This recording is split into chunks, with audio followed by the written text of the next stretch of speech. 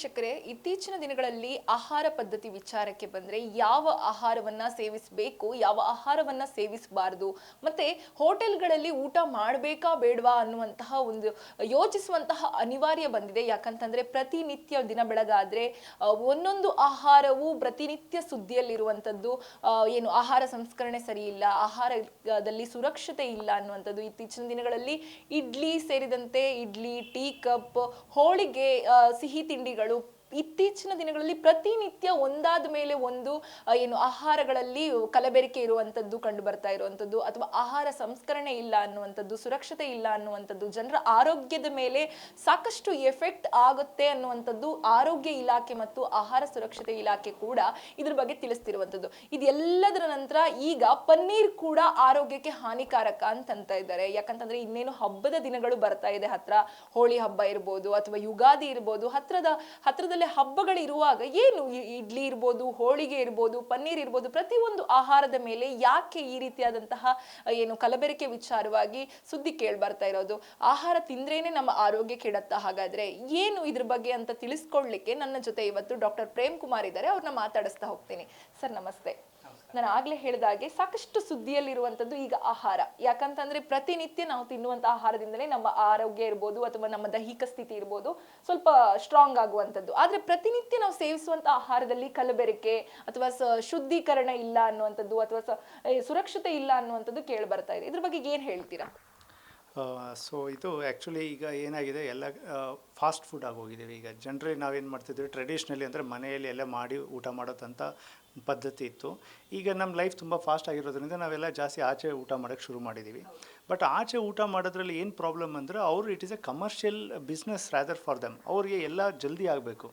ಈಗ for example idli ತೊಗೊಳ್ಳೋಣ. ಇಡ್ಲಿ ತೊಗೊಂಡ್ರೆ ಅದರಲ್ಲಿ ಫಾಸ್ಟಾಗಿ ಫರ್ಮೆಂಟೇಷನ್ ಮಾಡಬೇಕು ಬ್ಯಾಟರ್. ಸೊ ಅದಕ್ಕೆ ಅವರು fermentation process is fast and by some synthetic materials which they add, so that ಫಾಸ್ಟಾಗಿ ಫರ್ಮೆಂಟೇಷನ್ ಆಗುತ್ತೆ. ಸೊ ಫರ್ಮೆಂಟೇಷನ್ ಮನೇಲಿ ಮಾಡಿದ್ರೆ ಏನಾಗುತ್ತೆ, ಅದರಲ್ಲಿ ನಮಗೆ ಪ್ರೋಬಯೋಟಿಕ್ ಅನ್ನೋದು ಜಾಸ್ತಿ ಆಗ್ತಿತ್ತು.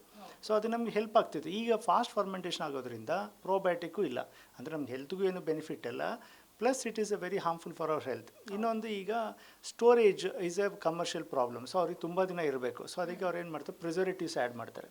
ಸೊ ಅದರಲ್ಲಿ ಸೋಡಿಯಂ ಬೆಂಜೋಯೇಟ್ ಅಂತ ಪ್ರಿಸರ್ವೇಟಿವ್ ಕಾಮನ್ಲಿ, ಅಥವಾ ಸಿಂಥೆಟಿಕ್ ಆ್ಯಸಿಡ್ಸ್ ಯೂಸ್ ಮಾಡ್ತಾರೆ. ಸೊ ಏನಾಗುತ್ತೆ, ಅವ್ರ ಪರವಾಗಿ ಅವ್ರಿಗೇನು ಕಮರ್ಷಿಯಲ್ಗೆ ಜಲ್ದಿ ಆಗಬೇಕು, ತುಂಬ ದಿನ ಇರಬೇಕು ಸ್ಟೋರ್ಸಲ್ಲಿ ಅಂತ. But at the same time ಅದರದ್ದು ಸೈಡ್ ಎಫೆಕ್ಟ್ ಆಗಿ ಈಗ ನಮ್ಮ food is very much altered, which is not good for A health on A longer run. ನಮ್ಮಲ್ಲಿ ಈಗ ಒಂದು ಸಾಮಾನ್ಯವಾಗಿ ಗಟ್ ಹೆಲ್ತ್ ಅಂತ ಒಂದು ಹೇಳ್ತೀವಿ. ಗಟ್ ಹೆಲ್ತ್ ತುಂಬಾ ಮುಖ್ಯ. ನಾವು ಇದನ್ನು ಮನೇಲಿ ಊಟ ಮಾಡಿಕೊಂಡು, ಅದಕ್ಕೆ ನಾವು ಈಗಲೂ ಹೇಳ್ತೀವಿ, ಎಷ್ಟು ಸಾಧ್ಯವೋ 100% ಯಾರೂ ಮನೇಲಿ ಊಟ ಮಾಡೋಕ್ಕೆ ಸಾಧ್ಯ ಆಗೋಲ್ಲ. ಬಟ್ ಎಷ್ಟು ಆಗುತ್ತೋ ಅಷ್ಟು ಮನೆ ಊಟ ಮಾಡೋಕ್ಕೆ ಪ್ರಯತ್ನ ಪಡಿ ಅಂತ ನಾವು ಹೇಳ್ತೀವಿ.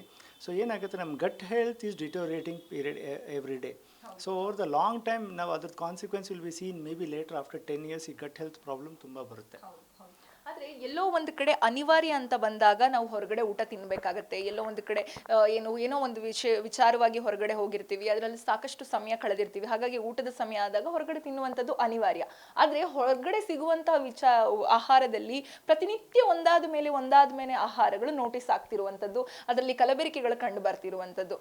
ಇತ್ತೀಚಿನ ದಿನಗಳಲ್ಲಿ ಇಡ್ಲಿ, ಹೋಳಿಗೆಗಳು ಪ್ಲಾಸ್ಟಿಕ್ ವಿಚಾರವಾಗಿ ಸಾಕಷ್ಟು ಸದ್ದು ಮಾಡಿತ್ತು. ಈಗ ಏನು ಶ್ರೇಷ್ಠ ಉತ್ಪನ್ನ ಅನ್ನುವಂಥದ್ದು ಹಾಲಿನ ಉತ್ಪನ್ನ. ಆದ್ರೆ ಈಗ ಪನ್ನೀರಲ್ಲೂ ಕೂಡ ಅನಾರೋಗ್ಯ ಆಗತ್ತೆ, ಆರೋಗ್ಯಕ್ಕೆ ಸಂಬಂಧಪಟ್ಟ ಹಾಗೆ ಸುರಕ್ಷತೆ ಇಲ್ಲ ಅನ್ನುವಂತಹ ಸುದ್ದಿ ಹರಿದಾಡ್ತಾ ಇದೆ. ಏನ್ ಹೇಳ್ತೀರಾ ಇದ್ರ ಬಗ್ಗೆ? ಸೊ ಈ ಪನ್ನೀರು ಆ್ಯಕ್ಚುಲಿ ತುಂಬಾ ಪಾಪ್ಯುಲರ್. ನೀವು ಹೇಳಿದಂಗೆ ಈ ಹಬ್ಬದ ಟೈಮಲ್ಲೆಲ್ಲ ಪನ್ನೀರ್ ತುಂಬಾ ಕಾಮನ್ ಆಗಿ ತುಂಬ ಜನ ಪ್ರಿಫರ್ ಟು ಮೇಕ್ ಅದರಲ್ಲಿ ಡಿಶಸ್ನ. ಸೊ ಈಗ ಏನಾಗ್ತಿದೆ, ಪನ್ನೀರು ಆ್ಯಕ್ಚುಲಿ ಕಮರ್ಷಿಯಲಿ ಅವ್ರಿಗೆ, ನಿಮಗೆ ಕಣ್ಣಿಗೆ ತುಂಬ ಚೆನ್ನಾಗಿ ಕಾಣಬೇಕು, ಕ್ಲೀನಾಗಿ ಕಟ್ಟಾಗಿರಬೇಕು, ತಿಕ್ಕಾಗಿರಬೇಕು, ಅದಂತ ಟ್ರೈ ಮಾಡ್ತಾರೆ. ಸೊ ಅದರಿಂದ ಏನು ಮಾಡ್ತಾರೆ, ಸ್ಟಾರ್ಚ್ ಆ್ಯಡ್ ಮಾಡ್ತಾರೆ. ಅದಕ್ಕೆ ಸ್ಟಾರ್ಚ್ ಆ್ಯಡ್ ಮಾಡಿದ್ರೆ ಏನಾಗುತ್ತೆ, ಪ್ರೋಟೀನ್ ಲೆವೆಲ್ ಕಮ್ಮಿ ಆಗುತ್ತೆ, ವೆಯ್ಟ್ ಜಾಸ್ತಿ ಆಗ್ಬಿಡುತ್ತೆ ಪನ್ನೀರ್ದು. ಸೊ ಅವ್ರ ಪ್ರಕಾರ ನಿಮ್ಗೆ ಅರ್ಧ kg ಪನ್ನೀರ್ ತಿಂದಂಗೆ, ಬಟ್ ಅದರಲ್ಲಿ ಅರ್ಧ kg ಪನ್ನೀರ್ ಇಲ್ಲ. ಸೊ ಸ್ಟಾರ್ಚ್ ಇರುತ್ತೆ, ವೈಟ್ನರ್ಸ್ ಹಾಕ್ತಾರೆ, ಪ್ರಿಸರ್ವೇಟಿವ್ಸ್ ಆ್ಯಡ್ ಮಾಡ್ತಾರೆ. ಸೊ ಎಲ್ಲದರಿಂದ paneer is a very good source of protein, no doubt about that. But ಈಗೇನಾಗ್ತಿದೆ, ಈ ಪ್ರಾಬ್ಲಮ್ಸಿಂದ ಪನ್ನೀರ್, ಆಚೆ ಸಿಗೋ paneer is also not good. Not at all advisable to have paneer outside. Okay, ನೀವು ಹೇಳ್ದಂಗೆ ಆಚೆ ಹೋಗಿದ್ದೀವಿ, ಅನಿವಾರ್ಯವಾಗಿ ಏನೋ ಊಟ ಮಾಡಬೇಕಾಯ್ತು ಅಂದರೆ ಕ್ವಾಂಟಿಟಿ ಕಮ್ಮಿ ಮಾಡ್ಕೊಳ್ಳಿ, ಅವಾಯ್ಡ್ ಮಾಡಿ. ಎಂಥದ್ದು ಪ್ರಾಡಕ್ಟ್ಸ್ ನಿಮಗೆ ಡೌಟ್ ಇದೆಯೋ, ಅಥವಾ ತುಂಬಾ ಆಯಿಲ್ ಫ್ರೈಡು, ಈಗ ಅದು ತುಂಬ ಪ್ರಾಬ್ಲಮ್ ಆಗಿದೆ. ಯಾವ ಆಯಿಲ್ ಯೂಸ್ ಮಾಡ್ತಾರೆ ಫ್ರೈ ಮಾಡೋಕ್ಕೆ ಅಂತ, ಅದು ತುಂಬ ಯಾರು ಅದ್ರ ಬಗ್ಗೆ we are not able to keep a check on ಯಾವ ಆಯಿಲ್ ಯೂಸ್ ಮಾಡಿದ್ದಾರೆ ಅಂತ. So avoid oily foods and avoid mainly these kind of paneer ಅಂಥದ್ದು ಅವಾಯ್ಡ್ ಮಾಡಿ. ಬೇಸಿಕ್ ಫುಡ್ ಊಟ ಮಾಡಿ, ರೈಸು ಸಾಂಬಾರು ಊಟ ಮಾಡಿ, ವೆಜಿಟೇಬಲ್ ಸಿಗುತ್ತಾ, ಸ್ಯಾಲೆಡ್ ಸಿಗುತ್ತಾ ಅಂಥದ್ದು ಮಾಡಿ. That should be avoid. Cut down ಮಾಡ್ಕೊಳ್ಳಿ. ತಿನ್ನೋಕ್ಕಾಗಲಿಲ್ಲ ಅಟ್ಲೀಸ್ಟ್ ಇದನ್ನು ಕಟ್ ಡೌನ್ ಮಾಡ್ಕೊಂಡು ಕ್ವಾಂಟಿಟಿ ಕಮ್ಮಿ ಮಾಡಿ.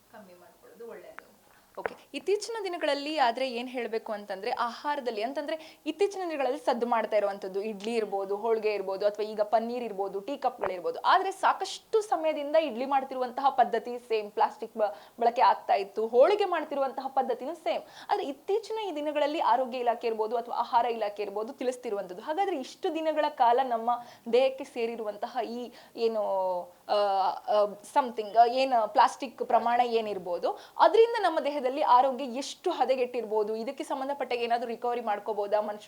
ಬೇರೆ ರೀತಿಯಾಗಿ ಅಂತಹ ಅಂದ್ರೆ ಅನಾರೋಗ್ಯಕ್ಕೆ ತುತ್ತಾಗದೆ ಇರೋ ರೀತಿ ಮನುಷ್ಯರು ಏನಾದರೂ ಪ್ರಿಕಾಷನ್ ತಗೊಳ್ಬೋದಾ? ಸೊ ಈಗ ನೀವು ಹೇಳಿದಂಗೆ ನಾವು ಸುಮಾರು ವರ್ಷ ಈಗ ನಾವೆಲ್ಲ ತಿನ್ಕೊಂಡು ಬಂದಿದ್ದೀವಿ. ಈಗ ಡೆಫಿನೆಟ್ಲಿ ಸುಮಾರು ಜನಕ್ಕೆ ಗಟ್ ಪ್ರಾಬ್ಲಮ್ ಆಲ್ರೆಡಿ ಸ್ಟಾರ್ಟ್ ಆಗಿದೆ. ನೀವು ಯಾರನ್ನ ಕೇಳಿ ಸುಮಾರು ಜನ ಗ್ಯಾಸ್ಟ್ರೈಟಿಸ್ ಪ್ರಾಬ್ಲಮ್ ಅಂತಾರೆ, ಗ್ಯಾಸ್ ಪ್ರಾಬ್ಲಮ್ ಅಂತಾರೆ, ಸರಿಗೆ ಮೋಷನ್ ಆಗಲ್ಲ ಬೆಳಿಗ್ಗೆ ಅಂತಾರೆ. ಈ definitely everybody is having gut problem. So ಇದು probably this is a consequence of past few years ನಾವು ತಿನ್ಕೊಂಡು ಬಂದಿರೋದು. Definitely it has affected us. But one good part is that ನಮ್ಮ ಗಟ್ ಇದೆಯಲ್ಲ, ಇದು is recovers very fast. So ಅದರಿಂದ ಏನಾಗುತ್ತೆ, ಈಗ ನಾವು let's assume we take that precautions. ಈಗ ಓಕೆ, ಹೆನ್ಸ್ ಫೋರ್ತ್ ನಾನು ಆಚೆ ಊಟ ಕಮ್ಮಿ ಮಾಡ್ತೀನಿ, ಏನೇ ಇದ್ರೂ ನ್ಯಾಚುರಲ್ ಅಥವಾ ಆರ್ಗ್ಯಾನಿಕ್ ಟ್ರೈ ಮಾಡ್ತೀನಿ. ಮನೇಲಿ ಮಾಡಿ, ಈಗ ಇಡ್ಲಿನೂ ಮನೇಲಿ ಮಾಡೋದು ಕಷ್ಟ ಆಗ್ಬೋದು, ಬಟ್ ಓಕೆ ವೀಕಲ್ಲಿ ಓಕೆ ನಾವು 3 ಸತಿ ಇಡ್ಲಿ ತಿಂದರೆ ಅದರಲ್ಲೂ ಎರಡು ಸತಿ ಆಚೆ, 1 ಸತಿ ಮನೇಲಿ ಮಾಡಿರೋಂಥ ಬ್ಯಾಟರ್ ಯೂಸ್ ಮಾಡ್ತೀವಿ, ಮನೆಯಲ್ಲೇ ಮಾಡ್ತೀವಿ. ಅಂದರೆ ಈ ಥರ ಕ್ವಾಂಟಿಟಿ ಇಂಪ್ರೂವ್ ಮಾಡ್ಕೊಂಡು ಹೋಗಿ gut will definitely improve over the period. Luckily gut is something which will recover. Gut health can recover. So henceforth conscious ಆಗಿ ಏನು ನಾವು ತಿಂತಾ ಇದೀವಿ ಆಚೆ ತಿನ್ನೋಕ್ಕೆ ಅವಾಯ್ಡ್ ಮಾಡಿ, ಮನೆ ಊಟ ಟ್ರೈ ಮಾಡಿ ಜಾಸ್ತಿ ತಿನ್ನೋಕ್ಕೆ. But definitely vegetables and fruits will help your gut. Thank you doctor. ಕೇಳಿದ್ರಲ್ಲ ವೀಕ್ಷಕರೇ, ಇತ್ತೀಚಿನ ದಿನಗಳಲ್ಲಿ ಆಹಾರದಲ್ಲಿ ಸಾಕಷ್ಟು ಕಲಬೆರಕೆ ಕಂಡು ಬರ್ತಾ ಇರುವಂಥದ್ದು, ಅಥವಾ ಆಹಾರ ಇಲಾಖೆ ಇರ್ಬೋದು ಅಥವಾ ಆರೋಗ್ಯ ಇಲಾಖೆ ಇರ್ಬೋದು, ಇದನ್ನ ಗುರುತಿಸಿ ಒಂದಿಷ್ಟು ಜನರಿಗೆ ಮಾಹಿತಿಯನ್ನು ನೀಡುವಂಥ ಕೆಲಸ ಮಾಡ್ತಾ ಇದೆ. ಹಾಗಾಗಿ ಇಷ್ಟು ದಿನ ನಾವು ಏನೇನು ತಿಂದಿದ್ವಿ ಅದರಿಂದ ಅನಾರೋಗ್ಯ ಸಮಸ್ಯೆಗಳು ಕಂಡು ಬಂದಿದೆ, ಆರೋಗ್ಯದಲ್ಲಿ ಏರುಪೇರು ಆಗಿದೆ. ಆದರೆ ಪ್ರಿಕಾಕ್ಷನ್ ಆಗಿ ಇನ್ನು ಮುಂದೆ ಆದರೂ ಮನೆಯ ಆಹಾರ ಪದ್ಧತಿಯನ್ನ ಬಳಸುವಂಥದ್ದು ಅಥವಾ ಮನೆಯ ಊಟಕ್ಕೆ ಸಾಕಷ್ಟು ಆದ್ಯತೆಯನ್ನು ನೀಡೋದ್ರ ಮೂಲಕ ಹೊರಗಡೆ ಫುಡ್ಡನ್ನು ಅವಾಯ್ಡ್ ಮಾಡೋದ್ರಿಂದ ನಮ್ಮ ಆರೋಗ್ಯದಲ್ಲಿ ಸಾಕಷ್ಟು ಸುಧಾರಣೆಗಳನ್ನು ಕಂಡುಕೊಳ್ಬಹುದು ಅನ್ನುವಂಥದ್ದು ಡಾಕ್ಟರ್ ಪ್ರೇಮ್ ಕುಮಾರ್ ಅವರ ಹೇಳಿಕೆ ಆಗಿದೆ. ಇದಾಗಿತ್ತು ಈ ಹೊತ್ತಿನ ವಿಶೇಷ ಸುದ್ದಿ. ಇನ್ನಷ್ಟು ಸುದ್ದಿಗಾಗಿ ನೋಡ್ತಾ ಇರಿ guarantee news. Camera person Dhanush ಜೊತೆ ಶಮ್ಮಿ ಶೆಟ್ಟಿ. ಗ್ಯಾರಂಟಿ ನ್ಯೂಸ್, ಸುದ್ದಿ ಖಚಿತ, ನ್ಯಾಯ ನಿಶ್ಚಿತ.